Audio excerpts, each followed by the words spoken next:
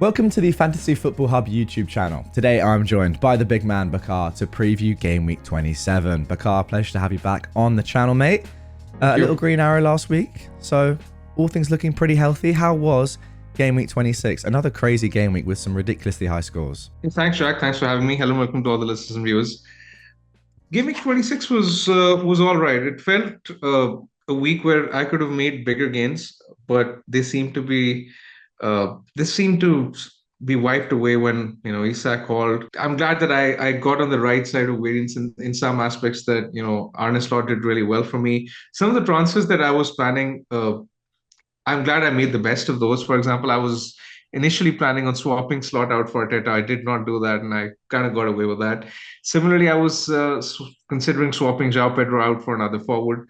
I'm glad I didn't because João Pedro now looks to be all right, and he could be a starter for Brighton in the next 2 weeks, which is practically what I need him for. And I sold Eze and I sold Rogers, both of whom blanked. And yes, I got in Dango and Trossard, who also blanked, but at least I got rid of two players who will blank in 29. So technically, I think this is actually the first time in 5 to 6 weeks where I'm now actually happy with my team. And I sort of feel satisfied that even with just the one free transfer in hand, I sort of get the feeling that I'm slightly ahead of the curve in terms of my transfers because there's not much I can do, and I'm relatively well set for navigating navigating Game Week 29 without the free hit. Yeah, Slot doing well once again. Liverpool just looking so strong. I sold Emery for McKenna, which didn't go very well, and I still had my third best game week of the season. So imagine if I'd gone for someone like Glasner. I mean, like it is a bit. We know that the assistant manager is a big swingy chip. However, respect to anyone that did go for Glasner or Potter, Yes. or the Wolves manager, because you guys did really well. You deserve the haul, I think, because if you can sort of guess a game right and it goes the way you want it to. I mean, Palace were better than Fulham; they deserve to win that game. I think you deserve some points for that personally. Let's have a look then at your team. I think it was a very brave call because I mean that was actually a very 50-50 fixture. Fulham, they beat Forest at home last week, so it would have taken someone brave to go with Glasner. It wasn't an easy fixture to call, so well played if you got that one right. Having said that, I mean I personally got I think 38, 39 points from Slot over 3 weeks, which felt all right. It was a relatively good score without having to use transfers as well, right? So I've got to take that into account as well. Yeah. I was then able to use the transfers on the rest of my squad. I do think that it feels like a super swingy chip, and I really hope that FPL find a way to limit the variance next season. Not necessarily get rid of the chip, but maybe find a way where it could be, it could be more, let's say, rewarding for people in the sense that I just feel as if the very 50-50 slim marginal decisions, like the one you mentioned, for example, McKenna against someone like Glasner, I don't think it's worth a 20 points week of swing. I just think that's a bit too extreme. I mean, what they could do is just lower the points. And that would be a way of doing it because I think the points are too high anyway. The points for that chip are way higher than any other of the chips outside of wildcard. I think, given the preparation that you do for something like a free hit or a bench boost, I think that there is no preparation really for the assistant manager apart from you can't have three players in one club and they need the money in the bank. That's it.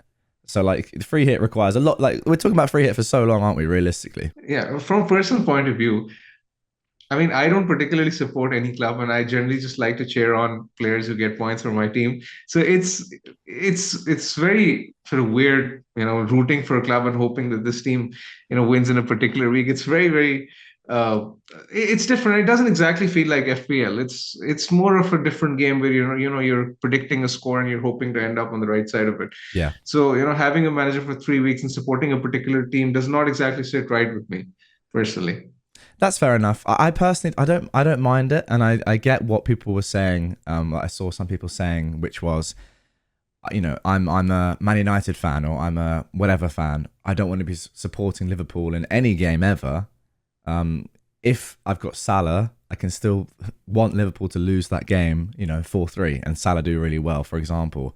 Whereas just wanting them to win 4 points or draw for points is, yeah. I do get that viewpoint. I would say pick a different manager. I picked McKenna, and that was fun. I hate Tottenham. There we go. Let's talk about game week 27 now. Immediately I want to ask you about captaincy because I feel like before Salah's, I don't know, maybe this isn't true because it would have been hard not to go there anyway, but Salah's performance yesterday was just so good once again. But Palmer has such a good fixture. But Chelsea versus Liverpool in terms of form, what are you currently thinking? Palmer has more predicted points for this week. Southampton at home versus Salah, who has Newcastle at home. I'm pretty sure that I'm going to go with Palmer But really? personally. I mean, I just want a piece of that fixture. I know that Salah is in insane form. He's one of the best players in the world, if not the best right now. But I've gone against Salah successfully this season in certain weeks, and it has worked. And for example, the Forest away fixture was one where I went against him. It's not that I don't expect him to score against Newcastle this week. I fully expect him to score. Newcastle at home are generally much better team than away. I just think Palmer's ceiling is far higher. I mean, if you watch any game of that Southampton play recently, they seem like conceding 4 or 5 every game. And if Chelsea score that number of goals, I just don't see a world where Palmer isn't involved. So more about Salah not, performing well. It's just a case of the ceiling being higher for Palmer. It's something I'm willing to tap into because I do think that Salah's effective ownership will be higher. Yeah, completely. I slipped my mind. Who did Southampton? They played Brighton, didn't they? The number of Brighton, chances. they lost 4-0 at home. I mean, it was like watching the highlights back. It was unbelievable. Just the sheer number of chances that were conceded in that game, and just that have been recently as well. I mean, Ramsdale actually has played actually all right in the last couple of games. He got sat down for a couple of the Brighton goals, but yeah, like it's crazy the amount of work that he is having to do. And you're right, every game it seems could be 4 or 5. I wasn't expecting to say that. Chelsea have been a bit of a dysfunctional team, which is why I think you probably would have expected I would have said Salah, but it's just the fixture. I mean, I can probably assemble a team in my hometown and they can probably beat Southampton at this rate. I mean, I don't really care about the team that Chelsea put out. I just think that Chelsea will win 3 or 4-0 comfortably, and I want to have a Chelsea player as my captain. I suppose this does just scream out as a Palmer fixture, and we know that he's done this in a good few games now this season where he has just exploded, and he has the capability of just scoring 4 goals, and Salah does as well. But I mean, Palmer is the one that's done it this season. It is tempting. It really is. Do you think it's a 50-50, or do you think Salah? it's? Sorry. Are you going for Salah? You know what? In my head, I haven't. Again, I always think about these things very late because I want to get all the information in, so that I only make the decision like quite late. So I'll probably make the decision tomorrow, like tomorrow afternoon, where I'll think about it properly. But I don't know. It's tough. I watch Chelsea as a Chelsea fan. I worry about Chelsea. Southampton will remain as poor a team as they are right now. Yes. Right. Yes. And Chelsea won't get any better, and Liverpool will remain a class team. Right. So what information will emerge? I doubt that there will be anything that will change my decision personally. I think I'm fairly certain. I doubt that I'll change personally. The one thing I'm not sure about with Palmer is just, again, he could easily have scored against Villa. He had a great chance, but just playing on the right wing, maybe playing up top. How is this position going to work with Nkunku still? The starting 11 is not nailed on.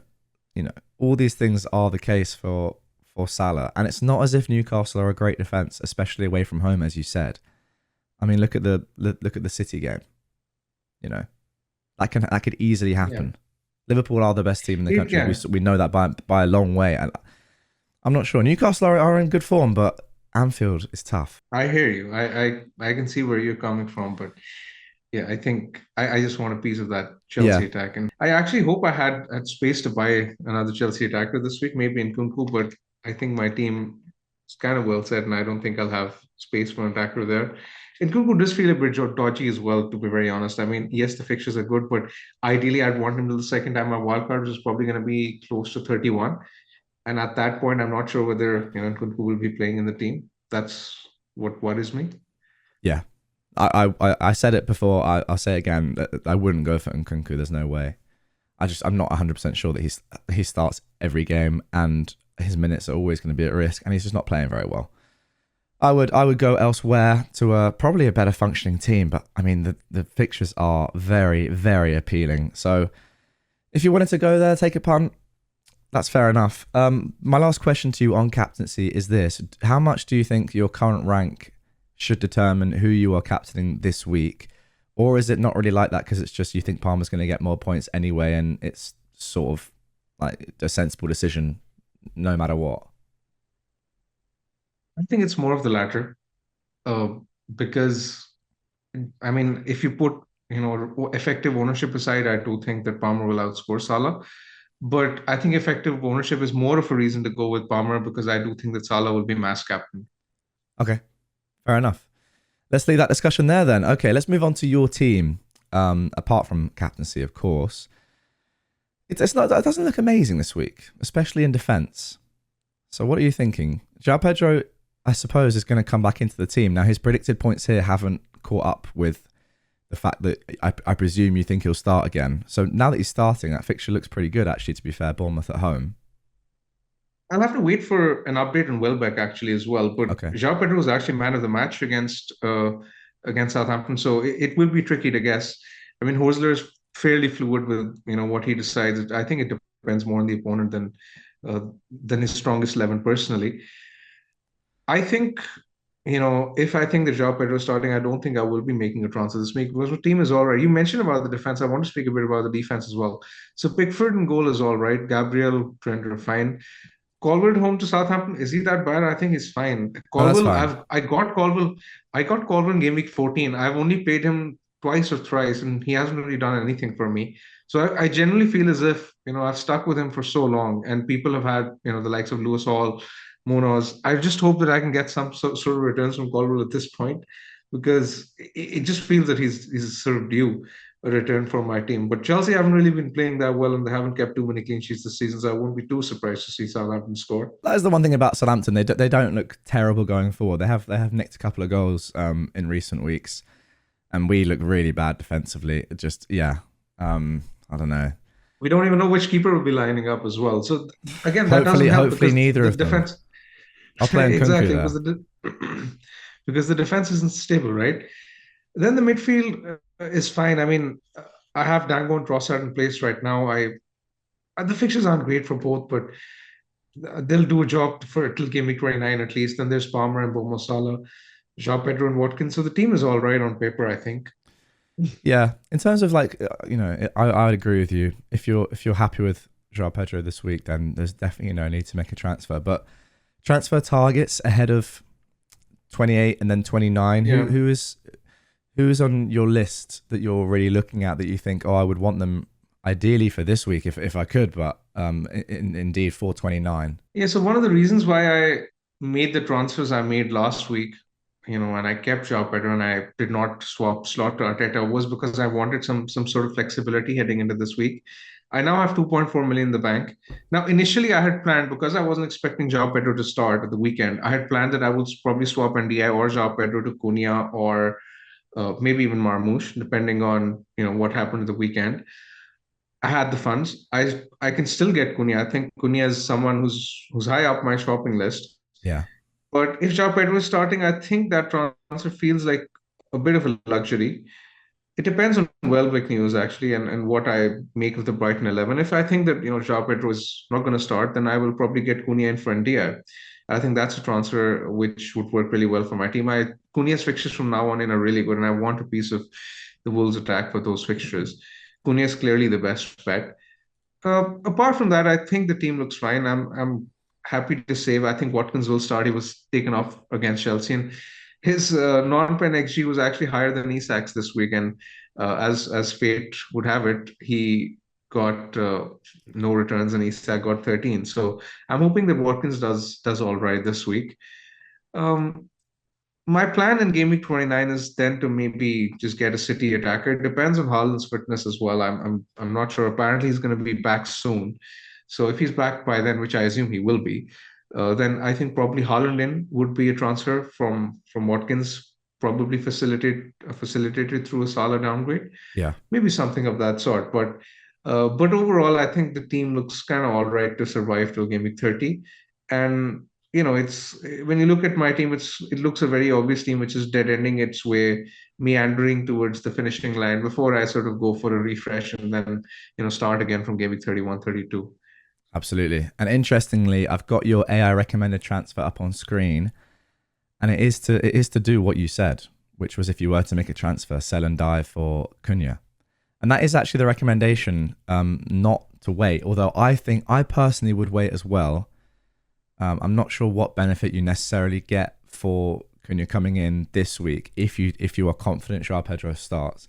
And I don't think the model is confident based on Joao Pedro's predicted points. So that's why it's saying do that transfer now. But I suppose that looks like a great transfer whenever you do it. You might as well just wait a week because, anything could happen. Another player could get injured. Cunha himself could get injured. But yeah, you got to be happy with that. And die to Cunha is the recommended transfer. Yeah, I mean, I will probably consider it, depending on my assessment of Joao Pedro's minutes. And I think that's probably the only transfer I will consider this week if I make one.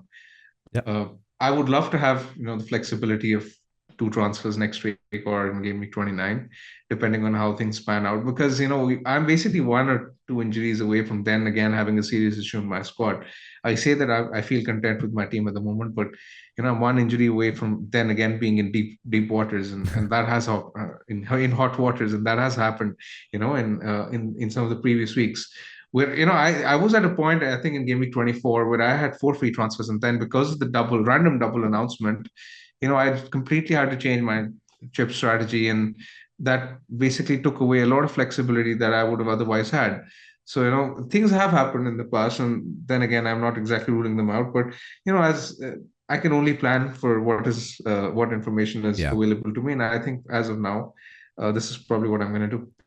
Yeah, completely agree with that. Guys, as always, if you would like your own personalized AI recommended transfers for your team, then sign up to Fantasy Football Hub. Link down below. If you're not sure what to do with your moves, if you want a little bit of support, an idea of what to do, maybe you're like Bakar thinking, should I do this move this week or not? And then you see it's recommended to you for your team. It might say, yeah, you know what, you can do it. The predicted points are there, and an algorithm suggests it's the right move for your side.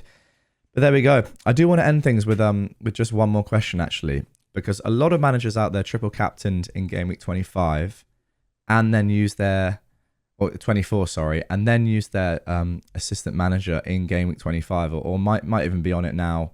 Just, they might have used it. They might be using it this week, might be using it last week, whatever. Quickly run me through the best assistant managers this week. Obviously, it's a single game week, but there are some potentially good fixtures out there that I think maybe could be targeted. What are you thinking? I think there are. I think Wolves against Fulham is a potential one which perhaps stands out. Crystal Palace against Villa. Crystal Palace on Glasner again. You could use that. Use the table bonus to a certain extent. Wolves against Fulham. I think these are the two I like the most in Yeah, terms of upside personally. And if someone wants to play safe, then I guess Chelsea against Southampton is probably the most, let's say, it's the banker of the weekend. it's kind of a shame that we didn't have these fixtures last week for us on the assistant manager. I think they're much better this week. There's definitely more potential for that table bonus. I would definitely go with one of those two table bonus fixtures. Wolves, they look good. Right? Put them away. They're slightly better than at home, but I mean, I don't know. I probably would. Oh, I'd probably go for Palace. They're in great form. Just. Yeah, Palace are more of a trustworthy team, right? Wolves seem Yeah, flaky. exactly. You just can't trust Wolves. I mean, we've seen them, win random games which no one expects them to win, like against Bournemouth, and then again they have faltered in games where you expect them to perform well, but they have been performing really well. I mean, even if you watch their game against Liverpool, I was sweating in that Yeah, second half as a they look slot good. owner. I did think that they could have come back in that game, and Liverpool were slightly fortunate to hang on to that lead. So Wolves are good. That's why I'm high on Cunha, and if anyone is looking for a forward this week, I think Cunha is one of the best ones you can get. Okay, there we go. I think that's going to do it for this one, Yes, Bakar. Thank you very much, thank as you. always, for your tips and advice. Pleasure. Good luck to everyone next game week. Let us know what moves you're doing in the comments down below, and we will catch you on the next one.